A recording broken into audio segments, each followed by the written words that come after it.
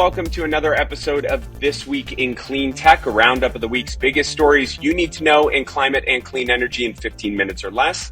Today is Friday, January 26th, 2024. I'm Renewable Energy World Editor-in-Chief John Engel. We'll have Quillian Robinson, author of an op-ed in Time Magazine on China's solar dominance, joining us very shortly. But for now, I'm joined once again by Cleantech PR veteran and my best friend, Mike Casey of Tigercomm. Hey, Mike.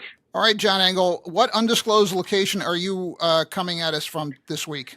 I am in New Orleans at PowerGen International, one of our events. So I'm in the bowels of the convention center, trying so hard to find an internet connection and some space where I can do this. So man of the people, like you always like to say, Mike, I made it happen and I'm here to deliver the good and bad news sometimes. Where are you? I'm in the Tigercomm studios, as I always am. But listen, John Davos Engel, I prefer to think you're in the VIP suite as opposed to the bowels of the convention center. Just saying. Yeah, I appreciate that. You're always gassing me up, though we don't like to bring up fossil fuel sources on this podcast. We want to thank each of you, our listeners, for sending in those story recommendations each week and your nominations for Cleantecher of the Week. So do that. Shout out your colleagues, people that you see in the industry that are doing great things, and send them to rew@clarionevents.com, and we'll have that link in the episode description as well. All right, Mike, let's get it. All right, first story up, Scott Waldman from E&E News titled, Biden needs young voters. Can his climate policy rally them? John, what do you think? Yeah, so during the 2020 election cycle, 57% of voters 29 and under said they definitely plan to vote in the presidential election. That number is now down to 49%. And these young voters were key to Biden's win in 2020. So young voters aged 29 and below are especially concerned about climate change. So one might expect more support given the historic nature of the IRA and these investments in clean energy technology and electric vehicles. Mike, what did you take away? You know, I'm a happily retired former Politico, but from my perspective, you got 58% of Americans say they know even a little about the IRA, and younger voters have been exposed to a lot of TikTok content about Alaska's Willow Project and the Mountain Valley Pipeline in West Virginia. I mean, those are decisions that were made by Biden under, I think, the duress of necessary horse trading that goes on with governing. But the bottom line is they're not really sold on Biden yet, and they're not as familiar with the Biden administration's very real and very significant accomplishments in creating new clean energy jobs and injecting billions of dollars into this economy, creating jobs that some of these young people will end up being able to take. I think what remains to be seen is if and when they really learn about these actions, will they find them compelling? Something tells me that we're going to find out later this year. John, story number 2. All right, number 2 comes from a reporter that is on the Mount Rushmore of This Week in Clean Tech reporters, Nicola Groom from Reuters, titled U.S. Unveils Solar Energy Plan for Western Public Lands. Mike, this seems important. Yeah, I think it is, and we're going to have to ask Nicola which of the Mount Rushmore figures she wants to be akin to. All right, so the Biden administration proposed a new solar energy plan last week, 22 million acres in 11 western states as to what they're calling preferred zones for solar development. You're talking about 5.4 million acres of land in Idaho, Montana, Oregon, Washington, and Wyoming to an existing Obama-era plan that prioritizes space within 10 miles of existing or planned transmission lines. It also includes 126 million acres in more sensitive places to protect wildlife habitats, recreation, and historic places. John, your thoughts? Yeah, federal forecasts show that 700,000 acres of public lands are needed for solar energy over the next 20 years if we want to reach our clean energy goals. It'd be a huge step forward that we achieve that goal of streamlining permitting, especially on those public lands. And if BLM is taking these steps and we can move the needle a little bit, even on hydro projects, pumped hydro projects, these big, massive clean energy pieces of infrastructure that we know we need, that would be a huge help. But I know that is still a permitting slog. So good start. More can certainly be done. Mike, what's our third story? Amanda Chu at Financial Times titled, How Biden's Climate Law Spurred a Tax Credit Revolution. John, what do you think? Yeah, so if you're in this industry, the word transferability is probably being used by you or your colleagues more and more often, but it's an overlooked element of the IRA. And what this gets back to is clean energy deployment, monetizing clean energy projects depends on tax equity markets. And there are 4 or so banks that control all of that market. And it's insufficient for what the demand is from developers. It's really hard to get, especially for smaller projects. So transferability allows these developers to monetize their tax credits by not just selling them to a bank, but by moving them to an entity who has that tax liability and may not be as familiar with clean energy development or tax equity structures. Mike, what'd you take away? I think small developers really can struggle with to benefit from these tax credits and secure the tax equity partnerships because there's hefty upfront costs. I think so. There's still a possibility that there might not be enough corporate participants to meet the expected supply of credits. And with the market being so new, it's really hard for suppliers to be confident that they're getting the best deals for their credits. So I think this is kind of a Wild West stage right now in this part of the energy transition. And I think it's going to be fascinating to watch it unfold. John, what's your fourth story? Yeah, fourth story comes again from Reuters from Forrest Krellin, titled Growth in Low Emissions Power Expected to Cover Demand According to the IEA. Mike, what'd you think? Man, I got to tell you, I love the IEA. They really speak truth to the world when it comes to where the energy transition is going. So according to them, power generation from renewables will be enough to meet the growth in global demand for the next 3 years. And about half the world's power by 2026 is expected to be generated by low emission sources. Now, that's wind, solar, and nuclear, but that's up from 40% in 2023. It's also projected that renewables will overtake coal globally by 2025. I got to tell you, that's a big deal. So it's renewables will be reaching 1/3 of total global electricity generation. I got to say, when I got into this sector 20 years ago, I didn't know when this day would come. So it's very exciting signs of momentum from a really authoritative source. John, what'd you think?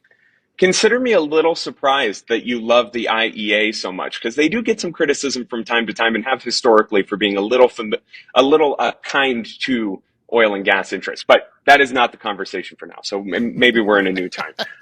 Energy demand is also on the rise, per your point. Mike, projected to increase by 3.5% over the next 2 years. About 85% of that increase in demand will come from China, India, and Southeast Asia. And on the other hand, global pollution is on its way to a 2.4% decline in 2024, with larger declines in coming years. It's exciting because it shows that we are decoupling. We can increase energy use while simultaneously reducing pollution. We just need to figure out how to speed up that reduction as much as possible. All right, Mike, we're ready for our fifth story and our guest this week. Yeah, so our last story is written by Quillian Robinson from Time Magazine. It's called The True Cost of Chinese Solar Panels.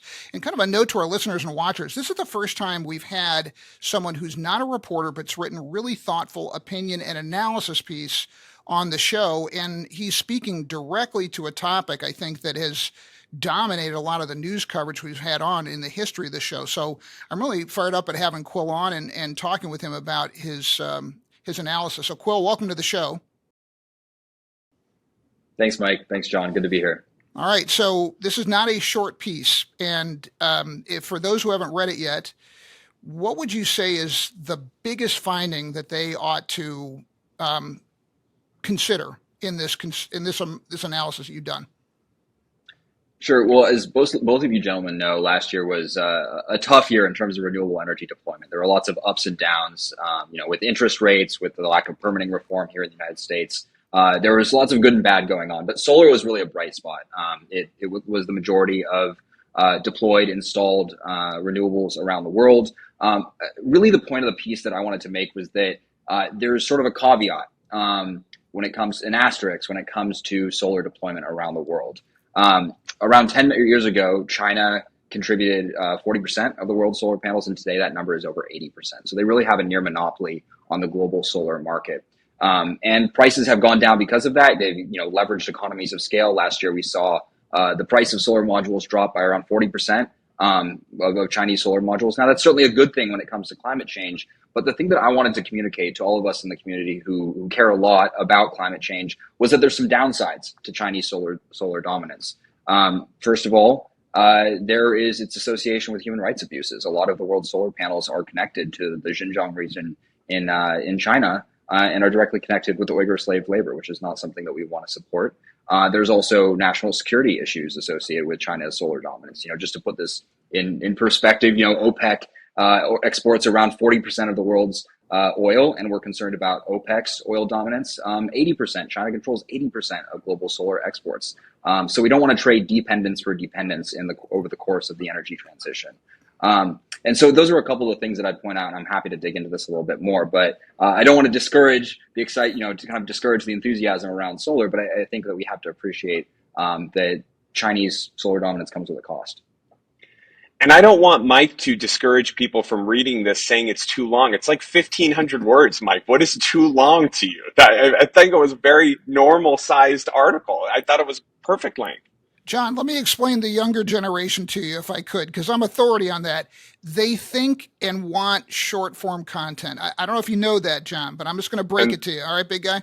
And this is the older generation thinking they know what young people want. So what an interesting paradox there.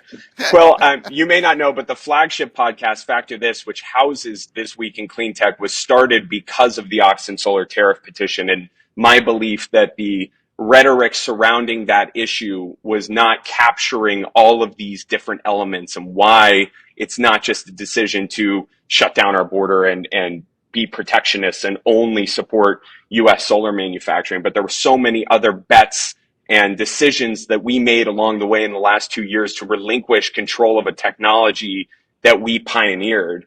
And in reading your piece, I'm noting the point on UFLPA and the abuses against the Uyghurs, which I think is very well documented to this point, and our need to build up a domestic manufacturing base. I don't think you said anything that will surprise people, but it doesn't seem to be intertwined in enough conversations in this kind of the popular arena of our industry. Do you feel that way? Do you feel that's why you were compelled to write the piece in the first place? Right. Well, I think there's going to be a temptation as we see, as you know, there's been this holiday on the solar tariffs for the last 2 years, and that's going to expire this spring. And I think there's going to be a temptation to perhaps open up a little bit more and perhaps overlook some of the negative associations of Chinese solar as the urgency for deployment increases, and the Biden administration really wants to deliver on the promises. Because I mean, as you know, like a very important part of leveraging these tax credits and accelerating decarbonization is having access to the solar panels that are required to deploy to do that.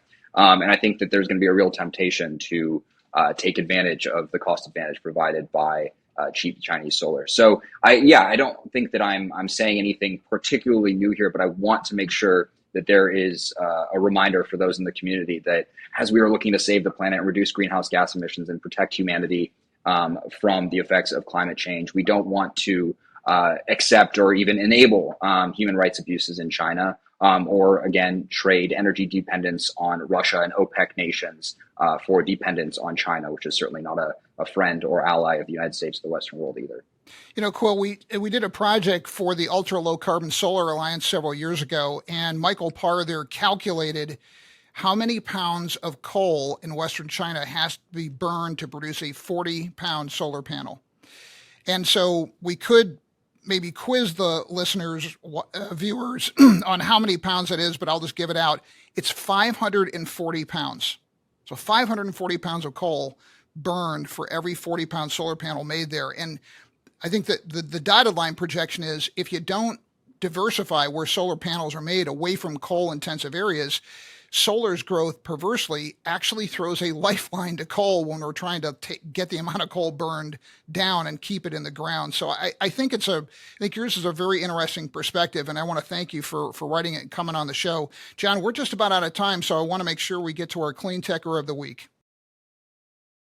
Yeah, this week's Cleantecher of the Week is David Arfin, CEO of NineDot Energy, nominated by Andrea Lukey from Cleantech Leaders Roundtable. David's a pioneer in the clean energy space and has been leading on community-based energy storage in New York City, recently raising $225 million, which is the threshold to be a Cleantecher of the Week. We don't do anything below $200 million here on this show. Congratulations to David.